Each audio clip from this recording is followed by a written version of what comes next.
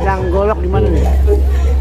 Assalamualaikum warahmatullahi wabarakatuh. Selamat pagi, salam sejahtera untuk kita semuanya. Pagi hari ini alhamdulillah kita buat acara mengedukasi masyarakat tentang golok, khususnya yang di Patansai atau dimotori oleh Golok Pedang Sepuluh Nusantara di bawah pimpinan Bang Teguh dan ada Bang Rijal. Jadi kita hari ini bukan hanya bicara selanjutnya ini akan ada penampilan dari Keroncong tapi Batavia. bagaimana memberikan edukasi kepada masyarakat agar paham Bagi para golok dalam arti yang sebenarnya masyarakat hanya dan hadirin yang ada, makna coba sebagai bisa benda untuk mati, kita foto bareng ikut. tapi merupakan benda hidup. Boleh bagi siapa yang ingin foto bersama golok-golok pusaka Dan kami pusaka. persilakan. Tapi kalau ada yang biasa digunakan untuk Ayo Bapak, ayo foto dengan golok-golok pusaka ya, kami persilakan. Yang mana Tio? makna yang berbeda. Ini. Jadi ada nilai-nilai ibadah, Kepada nilai religi di mana kita bisa mewakafkan hal itu kepada pengurus masjid, kepada bagi tetangga kita, kepada siapa saja. masyarakat Jadi yang ingin bisa memaksimalkan mampir ke golok bukan hanya pusaka dinilai kami sebagai persilakan. pusaka saja, tapi ada makna yang bisa memberikan pahala yang mengalir untuk kita semuanya untuk berbekal akhirat. Assalamualaikum warahmatullahi Iya, saya mau tanya lagi nih Bang Haji, Bang. Golok kan banyak. Ada beberapa Ya, golok kan banyak. Ada golok Betawi, golok ini Jawa Barat. Kalau golok Betawi itu biasanya gunanya apa ya? Apa untuk silat atau untuk berkelahi atau pada intinya sama. Golok itu sama. Jadi orang Sunda, orang Jawa, ya orang Banten, termasuk Betawi sama golok. Jadi memaknai golok itu jadi lebih spesifik. Saya misalkan Bang Rijal, apa Bang Teguh? Setiap daerah itu beda-beda Bang.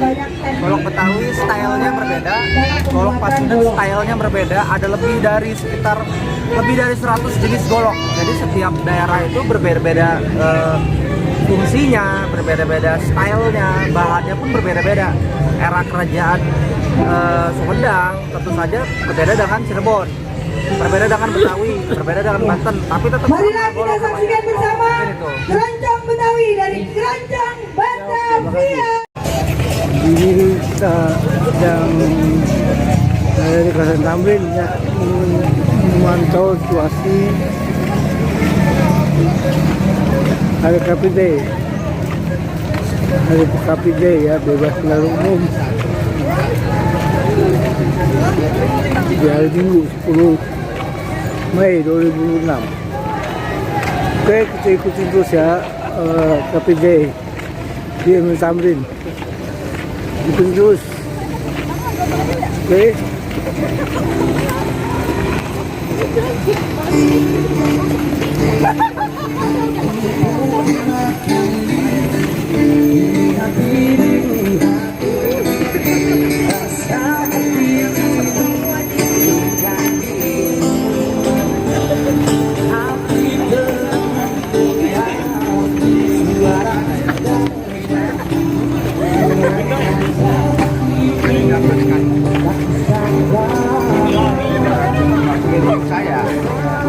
saya kan sama kan Jawa di Pak Dapur.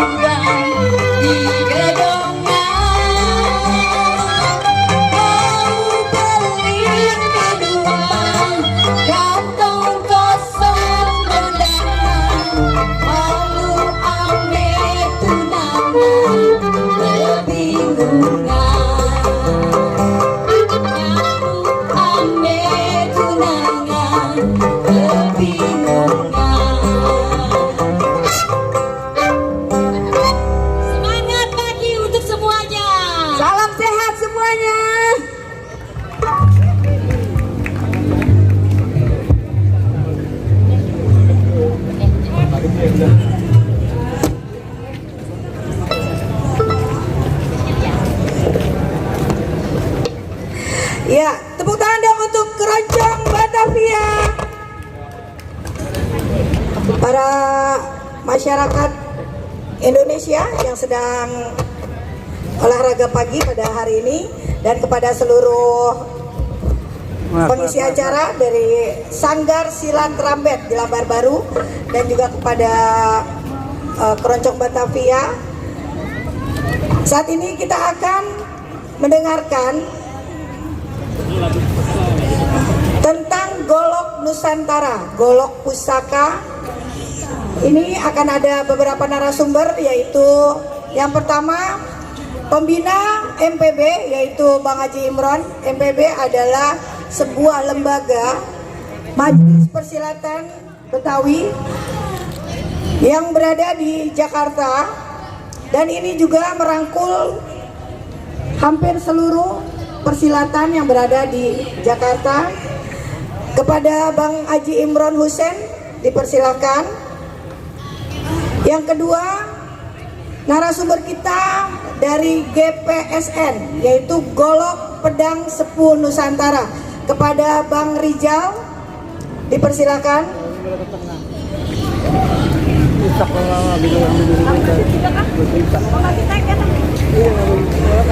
Ya, kepada Bang Abdul Basit dari GPSN. Di sini kita ketahui bahwa golok ini adalah salah satu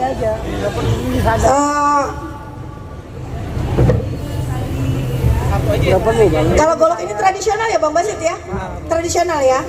Ya. Oh, kalau dari GPSN ini adalah golok-golok pusaka. Iya, kita dari golok-golok pusaka tuh golok sepuh semua, golok tradisional.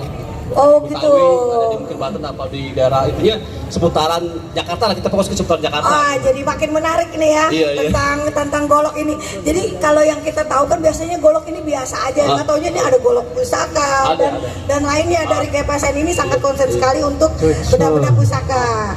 Iya. Emang kita fokus di golok pusaka. Oh, di golok pusaka karena tuh ada historisnya, ada istilahnya, ada sejarahnya yang dalam hal budaya Indonesia gitu khususnya. Makin menarik sekali. Makanya kita lagi fokus ke golok Road to UNESCO. Nanti gitu. kita usulin ke teman-teman dari GPSN itu. Jadi golok ini untuk Road Road to UNESCO. Iya. Kan alhamdulillah udah lagi proses sih dari kementerian, alhamdulillah dukung dari instansi terkait, alhamdulillah udah support lah intinya untuk kegiatan kita GPSN golok Road to UNESCO gitu. Waduh, luar biasa. Seorang kolektor juga nih. Wah, kalau kita main ke rumah beliau, ini luar biasa Bang Basit. Iya, itu satu kamar, itu isinya itu benda pusaka semua tuh. Dan beliau sudah tidak diragukan lagi tentang koleksinya gitu kan, dengan benda-benda pusaka nih. Sebagai juga beliau adalah pembina dari Majelis Persilatan Betawi, kepada beliau disilakan. Selamat pagi. Pagi. Baik, seluruh masyarakat Jakarta dan sekitarnya, alhamdulillah pagi hari ini kita bisa jumpa di depan Patung Sudirman, acara Car Free Day, sekaligus memperkenalkan sekilas tentang budaya Betawi. Hadir di tengah-tengah kita juga adalah Bang Rijal, Pindasepuh dari Golok Pedang Sepuh Nusantara. Ada juga Bang Teguh selaku ketua dari Golok Pedang Sepuh Nusantara. Silakan Bang Teguh, sini aja lah, gabunglah. Kemudian juga ada Bang Basit, salah satu pengurus aktivis di Golok Pedang Sepuh Nusantara. Golok di berbagai etnis Betawi, Sunda maupun Banten maupun di Jawa orang kenal ya golok ya. Jadi perangkat yang sering digunakan kita di rumah tangga. Jadi ada kita kenal golok. Golok ini bukan semata-mata benda mati. Jadi kalau benda mati masuk kategori artefak. Tapi bagaimana Road to UNESCO ke depan ini memberikan nilai plus daripada golok itu sendiri. Bagaimana golok itu bisa terapresiasi nilainya di semua provinsi di Indonesia. Yang kedua, memaknai golok itu bukan benda mati tapi hidup. Hidup dalam arti tetap konsisten digunakan oleh para ibu rumah tangga maupun kita semuanya. Jadi memberikan makna hidup dalam arti bahwa regenerasi juga terus menghidupkan agar golok itu diciptakan. Jadi ada usul ke depan bagaimana kita juga punya rumah tempat Nusantara, insya Allah kita sedang perjuangkan. Jadi ini juga akan melibatkan para politisi, para pemangku kepentingan, insya Allah dari komisi ya, DPRD DKI Jakarta insya Allah, dan para tokoh-tokoh politik insya Allah. Kalau memang ini disuarakan dalam artian melibatkan seluruh partisipasi masyarakat, insya Allah bahwa apa yang kita canangkan, yang kita cita-citakan, yang menjadi impian organisasi kita semuanya bisa terlaksana. Itu saja sementara. Jadi golok sesuai dengan kaidahnya memang terbagi 3 ya. Ada yang disebut gagang, tapi lebih spesifik saya kira ada tokoh-tokoh yang memang mumpuni, yang punya banyak referensi di tentang golok. Disebut golok bisa juga pusaka, bisa juga kalau menjelang Idul Kurban itu golok sembelih ya. Mudah-mudahan memberikan arti dan makna yang lebih luas untuk kita pahami semuanya. Dan hari ini sekaligus kita memberikan edukasi kepada seluruh lapisan masyarakat. Semoga saja tentang golok ini benar-benar masuk dalam pengakuan UNESCO di dunia. Amin, amin. Itu saja sementara pengantar dari saya. Lanjut ke Bang Rijal, selanjutnya nanti ke Bang Teguh. Silakan Bang. Baik, terima kasih. Bismillahirrahmanirrahim. Assalamualaikum warahmatullahi wabarakatuh. Waalaikumsalam warahmatullahi wabarakatuh. Perkenalkan, nama saya Muhammad Rizal Arugusman. Saya dari komunitas GPSN Golok Pedang Sepuh Nusantara. Kami dari GPSN saat ini sudah mengkampanyekan, mengusulkan untuk mengangkat golok menjadi salah satu warisan budaya, yaitu golok Road to UNESCO. Kami berharap seluruh masyarakat Indonesia mendukung jalan kami tersebut, karena alhamdulillah sampai saat ini dari pihak instansi juga sudah memberikan dukungan. Semoga 2030 terlaksana. Terima kasih. Karena prosesnya, Pak. Prosesnya itu kita seperti cari musuh kalau mau cepat. Karena musuh kita yang biasa ngaku-ngakuin budaya kita itu udah keburu malu. Dia tahu diri. Untuk benda yang satu ini dia tahu diri. Kalau dia berani mengklaim, nah itu justru itu mempermudah kita untuk cepat diakui. Itu alasan dari pihak UNESCO di Prancis. Gitu. Jadi ternyata mereka nggak mau maju. Nah, kalau mereka mau maju enak bentungnya, sayangnya mereka udah tahu diri duluan. Jadi di situ perihal kenapa kita agak lama. Jadi proses ini sebenarnya harus ada perbandingan. Kalau nggak ada perbandingan, terpaksa kita harus cari komunitas dari negara lain yang memperjuangkan bentuk bilah yang mirip-mirip dengan punya kita. Saat ini kemarin salah satu rekan kami, senior kami, ya, itu Bapak Gatot Susanta, berkunjung ke Jepang, menemui beberapa komunitas katana di sana dan saling memberikan dukungan untuk maju terus kita ke UNESCO untuk lebih cepat prosesnya mendapatkan pengakuan tersebut. Itu aja sampai saat ini perkembangannya. Baik, kembali pembahasan kita mengenai golok. Mungkin di masyarakat masih atau pasti sudah mengenal apa itu golok. Di bayangan kita golok itu alat kerja, alat bacok, alat tetak, alat tebas.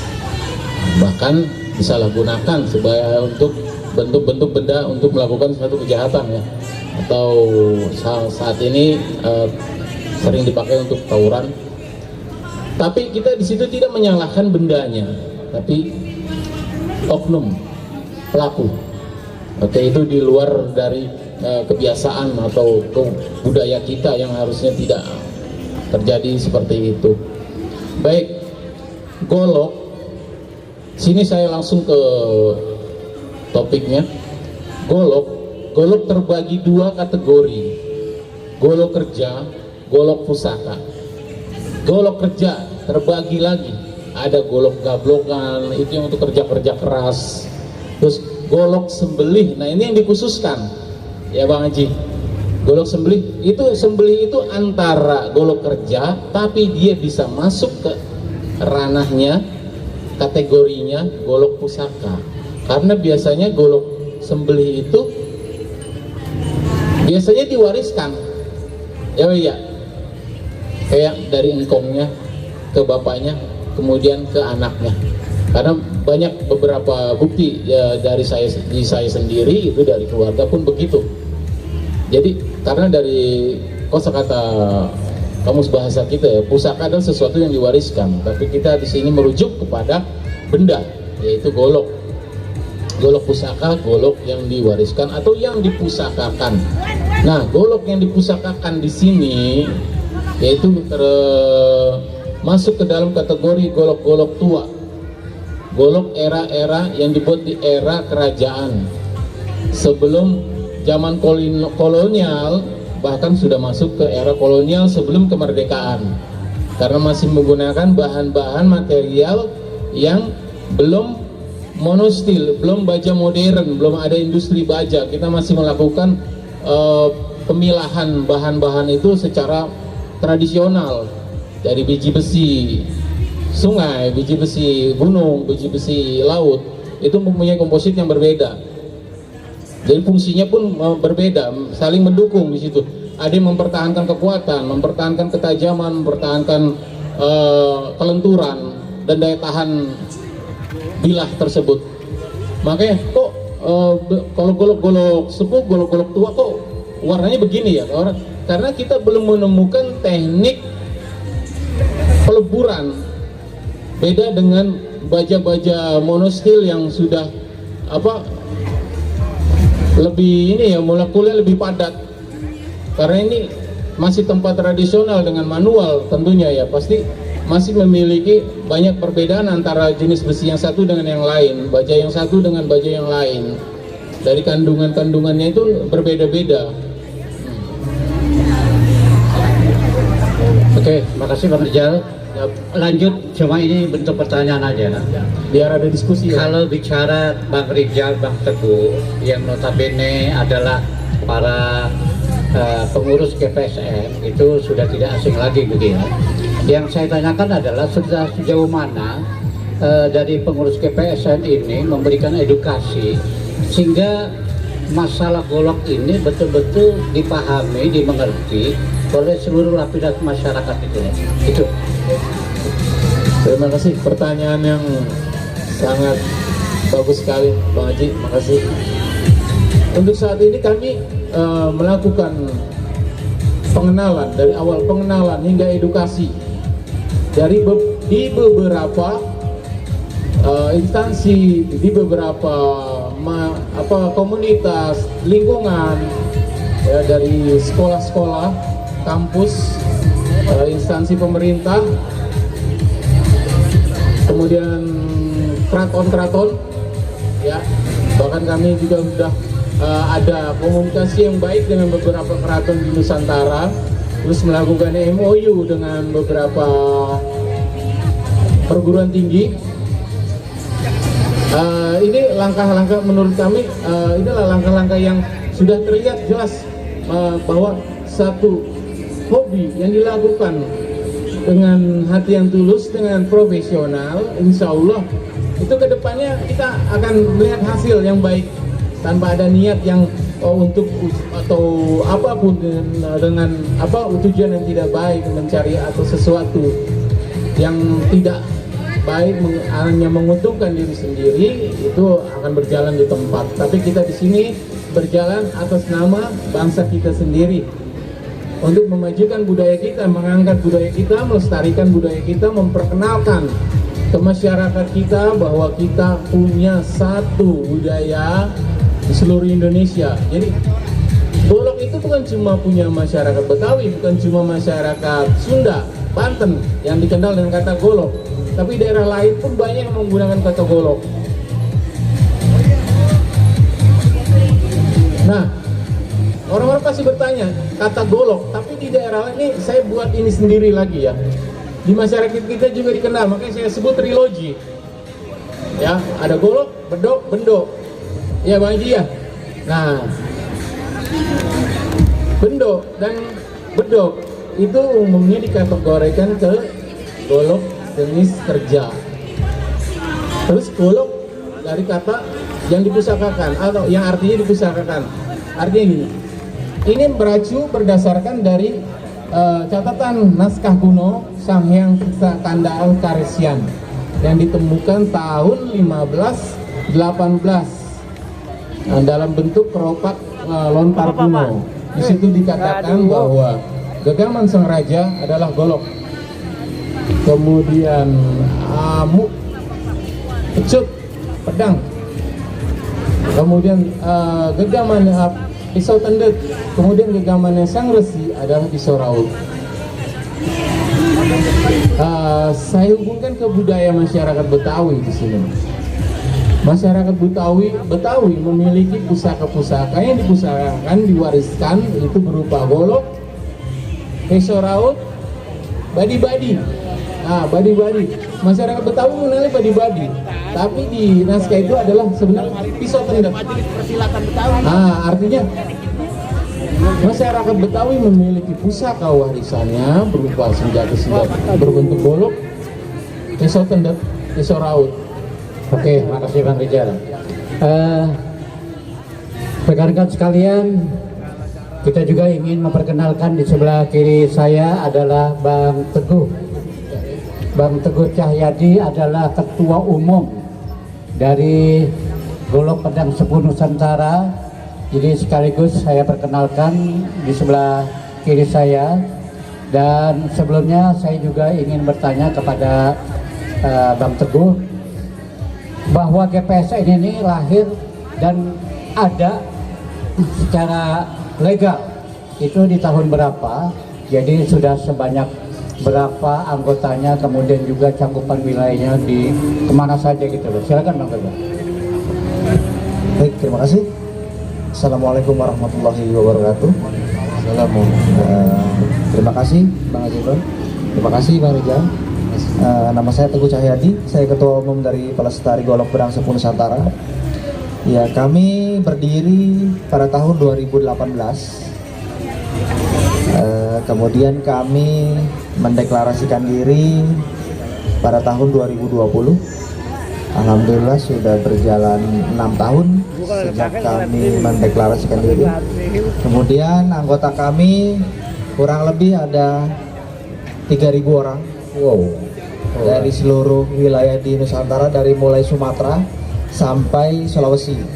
Jadi Anggota kami kebanyakan itu adalah perguruan silat. Jadi para guru perguruan silat, kemudian para jawara. Dan di bawahnya mereka kan juga banyak anggotanya lagi tuh Bang Haji. Jadi ya kurang lebih 3.000-an lah anggota kami. Nah, visi misi kami adalah menjadi wadah atau tempat berkumpulnya orang-orang yang menyukai, mencintai budaya golok, terutama golok dan juga pedang sepuh di Nusantara. Kemudian kami mengedukasi masyarakat umum, khususnya anak-anak muda, generasi Z, generasi milenial, bahwa golok ini merupakan senjata masa lampau yang digunakan leluhur kita untuk berjuang, membela tanah air, membela keluarga. Kami mengedukasi bahwa golok-golok tua seperti ini bukanlah benda yang harus ditakuti, bukanlah benda yang harus dimistiskan. Ini adalah benda yang harus kita jaga dan rawat bersama, karena mereka akan rusak tanpa tangan kita. Mereka akan hilang tanpa kepedulian kita. Mereka akan diambil alih oleh negara lain, diakui tanpa campur tangan kepedulian dari kita. Mungkin itu aja perkenalan singkat dari saya, Bang Haji. Oke, terima kasih Mas Teguh. Sekaligus kami juga mempersilahkan kepada teman-teman atau para pemirsa atau pemerhati yang mau melihat secara langsung benda-benda pusaka yang ada di hadapan kita, silakan ya Bang Teguh ya. Nanti juga kita bisa memberikan sekilas pemahaman tentang mana golok yang biasa digunakan itu untuk keperluan rumah tangga, mana juga yang disebut pusaka. Nah, sekaligus kembali lagi kepada Bang Teguh, apa sih yang mensyaratkan bahwa golok itu disebut pusaka, Bang? Kalau kita lihat dari KKB, kamus besar ya bahasa Indonesia, KBBI, pusaka merujuk pada sesuatu yang diwariskan. Gitu. Cuma bahasa pusaka di masyarakat kita itu terfokus kepada sesuatu, yaitu ya seperti keris, tombak, kujang, pedang, golok tua. Nah, itu disebut pusaka.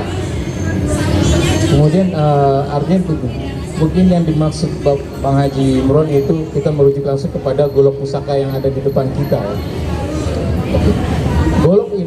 Golok sepuh ini seperti yang tadi awal saya jelaskan, berbentuk atau memiliki material bilah yang berbeda seperti golok zaman sekarang, karena dibuat dari material bahan biji besi murni yang didapat dari pegunungan, sungai, dan pantai, juga bebatuan. Kemudian golok sepuh, golok tua umumnya memiliki pamor, karena itulah kehebatannya para empu, para pendahulu kita ya. Mereka menciptakan, membuat pusaka-pusaka itu, dibilahnya itu tidak asal jadi menjadi sebilah pedang, sebilah golok, sebilah keris, tapi di situ dituang, diciptakan satu filosofi, satu penjelasan mengenai kondisi alam yang mendukung tentang masyarakat kita yang umumnya zaman dahulu adalah masyarakat kita masyarakat agraris. Jadi hampir seluruh pamor yang ada di pusaka-pusaka itu diberi nama itu sesuai dengan kondisi atau situasi, bahkan hal-hal yang mendukung kesejahteraan masyarakat pada saat itu, dari tanaman, hewan-hewan, serangga, macam-macam. Seperti di depan ini ada beberapa golok pusaka, itu memiliki pamor-pamor yang berbeda, memiliki filosofi, arti filosofi yang berbeda pula. Tapi memang secara perform tampilan itu kalau pusaka memang terkesan masa lalu ya. Tapi memang nilai keindahannya luar biasa gitu. Ini kembali juga ada Bang Teguh. Barangkali ini sesi terakhir sebelum kita persilakan lagi kepada grup keroncong ya, kalau sebagai ketua umum, bahwa Golok ini ke depan ada nilai wakaf, gitu loh. Jadi ini dalam artian secara regenerasi juga nanti ada banyak hal, tingkat pemahaman yang lebih luar biasa, lebih baik gitu ya. Yang kemudian juga ada hal-hal yang memang monumental, bahwa kita mencintai ini juga ada nilai-nilai religi ya, yang bisa punya nilai pahala di sisi Tuhan Yang Maha Esa, Allah Subhanahu wa Ta'ala. Silakan Om Teguh. Ya, jadi kalau kita berbicara tentang Golok ya, terdengar di masyarakat itu seperti benda untuk berbuat kejahatan dan sebagainya gitu, itu kerja yang tadi dijelaskan oleh Bang Rizal. Tapi Golok memiliki satu nilai yang lebih dari sekedar itu. Nah, ternyata leluhur-leluhur kita dulu menciptakan benda ini bukan untuk menyakiti orang, ternyata untuk membela diri, untuk menjaga keluarga gitu. Ada nilai ibadah Ya, ada nilai ibadah, mengingatkan diri sendiri. Dan juga pembuatan Golok ini, Bang Haji, dulu disertakan dengan doa-doa khusus yang pembuatannya tidak sebentar, tidak hanya sehari jadi gitu ya. Ada doa-doa khusus yang panjang, ritual-ritual khusus yang panjang. Makanya di dalam si Bela Golok itu mengandung nilai-nilai filosofis, spiritualis yang sangat tinggi.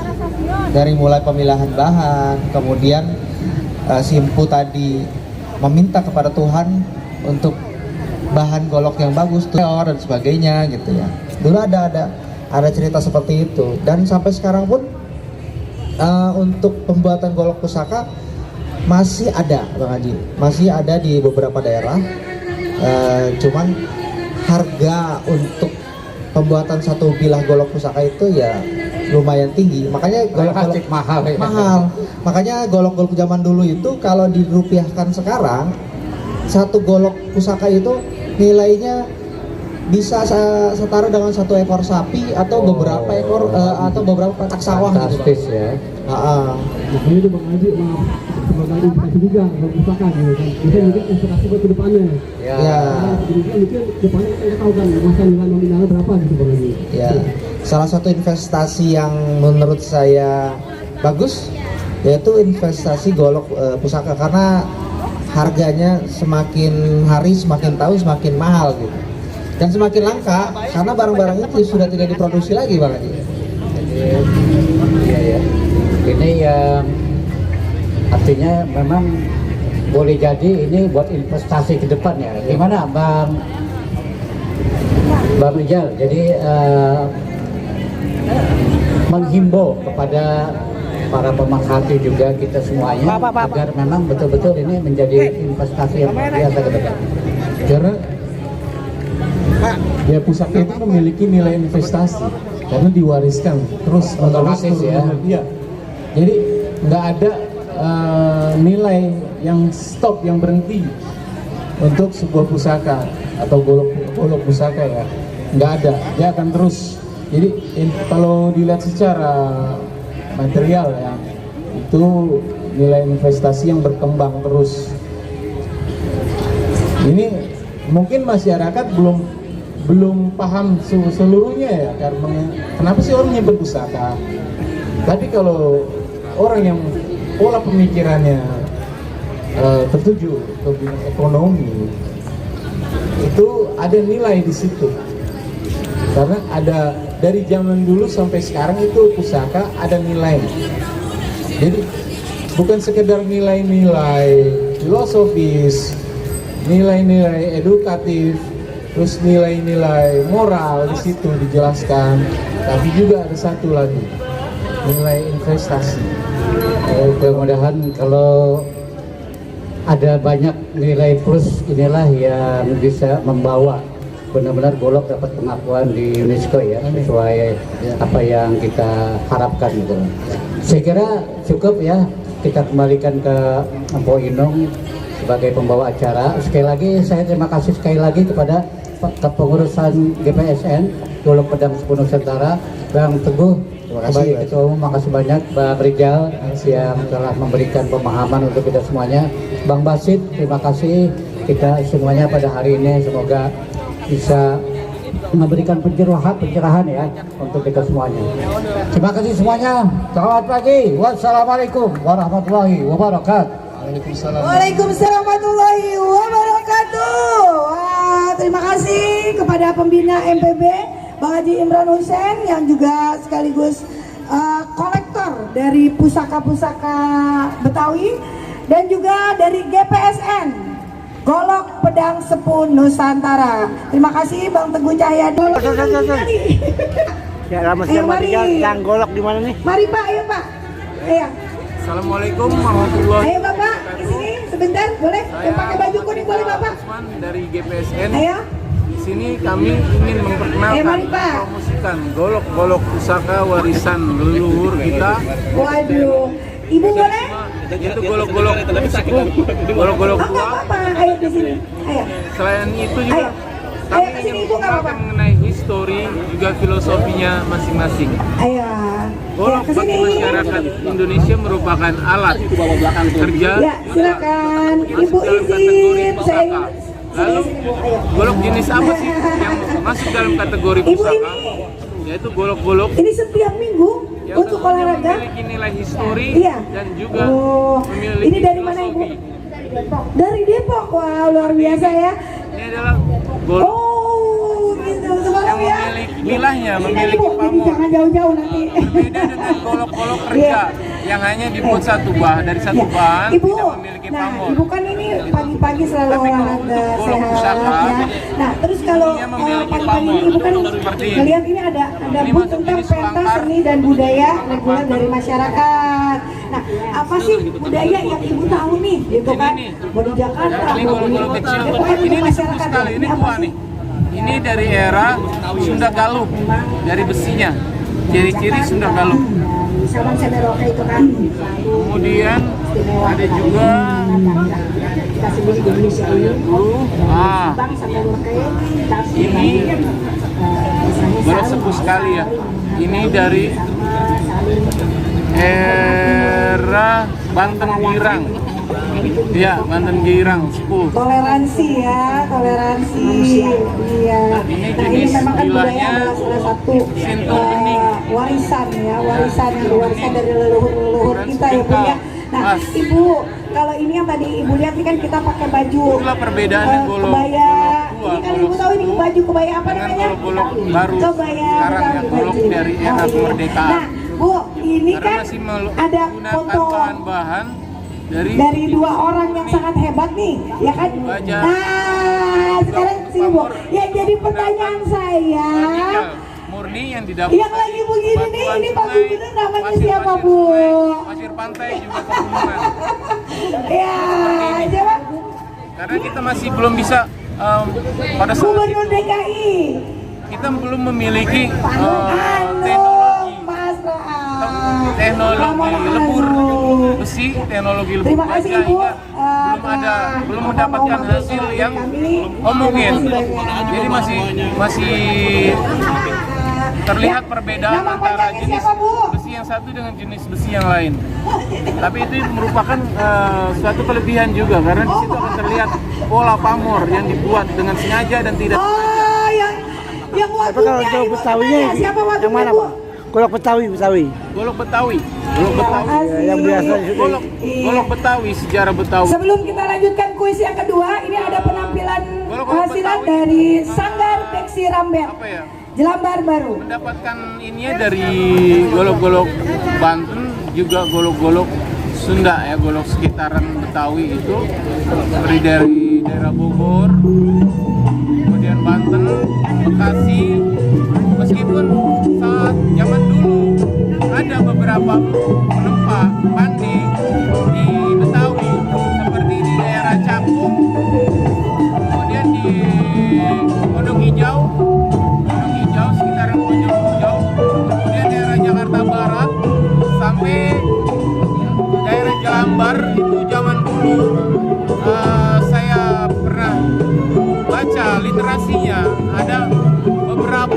pandai-pandai golok pada saat itu. Jadi era sebelum kemerdekaan. Artinya sebelum empu yang ada pasti ada empu sebelumnya di situ yang menurunkan ilmunya ke generasi berikutnya. Artinya di tanah Betawi sendiri itu banyak empu-empu pandai-pandai membuat golok pusaka. Cuma kita hanya kurang dari literasi, ya literasi yang ada. Jadi kita seperti terputus. Jadi yang kami tahu, yang kami dapatkan itu hanya keterangan bahwa di daerah sini, daerah Betawi, beberapa daerah di Betawi itu memiliki pandai-pandai yang terkenal. Hanya kita terputus mengenai nama, terus eranya. Ya, yang kami dapat data buat itu banyak dari Bekasi sampai saat ini ya, Bekasi, sekitaran Bekasi antara Tambun, Tambelang sampai ke Marunda, kemudian ke Klender, karena Klender zaman Belanda itu masih masuk wilayah Bekasi, kemudian ke daerah Jatinegara Kaum. Ya, oke. Oke.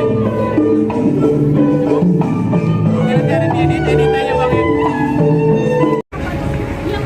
Enak nih, kalau bahasa Betawinya badi-badi. Ya, kalau Sundanya peso tendar. Ini namanya pamor.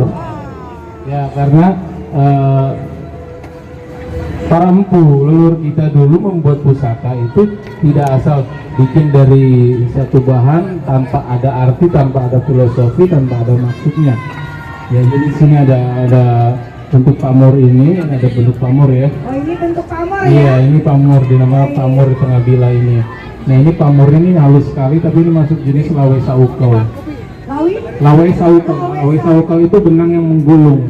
Oh. Nah, jadi filosofinya itu meluruskan hal-hal yang ruwet gitu. Oh, jadi Mampu menyelesaikan hal-hal yang sulit. pokoknya yang ruwet. Iya, masalah-masalah pikiran-pikiran otak-otak yang kusut, ya itu filosofinya. Jadi segala sesuatu manusia itu berusaha untuk selalu menemukan solusi. Nah, itu filosofinya. Macam-macam, mau kawin lagi, mau nyari apaan lagi yang anu-anu, itu maksudnya gitu lah. Iya, kalau yang bisa tahu cara makainya dan anu-anunya, misalkan anu biar anu, nah nanti jadi anu gitu. Makin kusut aja lagi. Makin kusut berarti, bukannya makin benar. Tapi ini adalah semua pusaka diniatkan dibuat itu untuk kebaikan. Oke, baik Ya. Pak. Kalau ini kan pisau tendang, kalau pisau yang Pisau raut. Pisau raut yang mana? Pisau raut nih, pisau raut. Oh, ini apa bedanya dia? Ya, pisau raut. Tajamnya terbalik. Ini terbalik dia posisinya, karena secara fungsionalnya dia untuk meraut. Oh, gitu ya. Nah, Jadi pegangnya tajamnya itu begini. terbalik di atas ya? Iya, sama seperti golok, ada kategori pisau raut kerja, ada kategori pisau raut pusaka. Ini dijadikan ikon Abang None Jakarta. Ya, Abang None Jakarta itu abangnya tuh pakainya pisau raut karena masuk jenis pusaka warisan Betawi. Oh, jadi kalau pisau raut ini memang pusaka Betawi Iya, ya? ciri khas pusaka Betawi, masyarakat Betawi. Kayaknya pisau raut. Dan pisau raut itu tertulis di kisah di naskah kuno Sang Hyang Seksakanda Angkarasian itu milik para pandita, para resi. Jadi ini ada apa ya, level-levelnya. Pusaka itu memiliki level-level. Golok dimiliki oleh para raja, pisau raut dimiliki oleh para resi, para pandita. Jadi makanya kalau zaman dulu kita sering dapat itu ya, biasanya dari para pewaris yang keturunan dari kiai-kiai zaman dulunya tuh, baru keturunan kiai siapa itu rata-rata mereka memiliki pisau raut. Di antara ini Pak. Kalau yang untuk yang jenis mana nih paling tua, pisau rautnya atau Pisau rautnya? pisau rautnya ya? Saya cek dulu ya. Ini Tapi kalau yang nanya masih belum tua ya. oh belum ini anu nggak gitu. Aduh, ampun. Ini juga nih pamor. Ya, ini pamornya ada pamor junjung derajat. Iya, junjung derajat. Kemudian ada pemengkang jagat di tengahnya. Nah, di ujung ujung derajat junjung derajat ini dinamakan Sri Tumbuk. Sri Tumbuk atau Sri Tumpuk. Sri Tumpuk itu kekayaan yang menumpuk. Baik. Tapi bukan hasil kekayaan korup, Bang. Pak Rijal, Ya. ini kan kalau kayak gini apa namanya nih? Yang panjang. Nah, ini golok juga jenis iya, size-nya dan ukurannya dan jenisnya macam-macam. Kalau ini Ya, kita lihat yuk. Ya, iya golok. Oh, ini golok semua. Nah, ini golok. Goloknya panjang Oh, ini seperti ada pedang. pamor juga ya? Ya, ada pamor semua Golok pusaka. golok pusaka itu peninggalan yang leluhur kita itu semua rata-rata memiliki pamor. Oke, baik. Iya. Oke, ini golok jenis salam nunggal.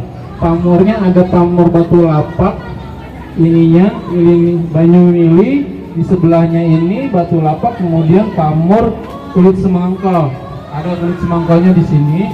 Kemudian di sini ada lilin wari. Lumayan juga nih, ada 4 pamor. Kelihatannya sederhana, simpel. Dan ini jenis gagangnya gagang kaki kijang. Oh, kaki kijang. Kaki kijang.